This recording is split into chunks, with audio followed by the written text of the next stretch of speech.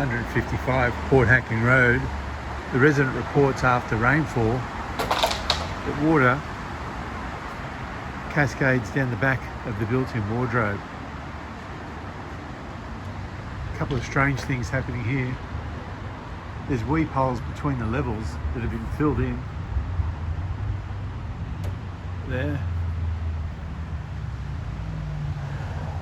And there. And around this aspect of the building as well. Doesn't look like there's a cavity flashing there, but it looks like they've tried to insert a weep hole and a plate, and then it's subsequently been filled in. So this has been a pre-existing period for some period of time. We need to remove one or two of those bricks and check out what's happening between the cavities there.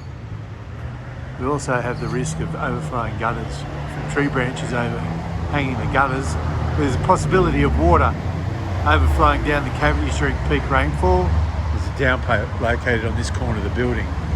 There's also defective cavity flashing above the balcony tiles.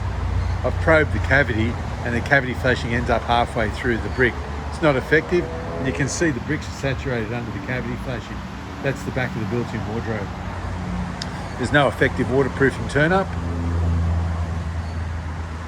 The garden bed is built up too high against the building wall, covering up the weep holes on this aspect of the building, which is the end of the built-in wardrobe. This will add to the humidity and condensation levels in the bedroom. These plants have to be removed and the garden bed lowered against the wall, covering the weep holes and the cavity flashing. The unit's also south facing on that balcony and located over a car park. There's a certain amount of moisture transfer through the ground floor slab into the ground floor unit, especially south facing. There's sill bricks that are cracked here, are letting water into the cavity, adding to the moisture profile in the unit. The window weather shields are cracked at the sills, letting water to drain into the cavity when wind-driven rain hits this aspect.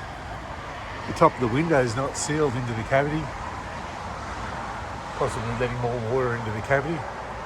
The weep holes are in the correct location above the windows, but the flashings don't extend out to the outer face of the brick, so they're not effective, meaning that any water that enters the cavity above these windows cascades down and affects this ground floor unit.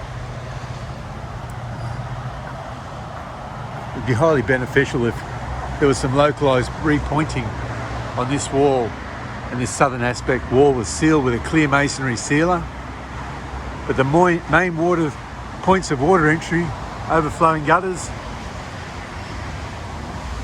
something strange with a defective cavity flashing happening between floors that needs to be investigated. You can see evidence of where the weep holes have been previously sealed. Defective waterproofing turn-up and cavity flashing at the balcony level, particularly facing south.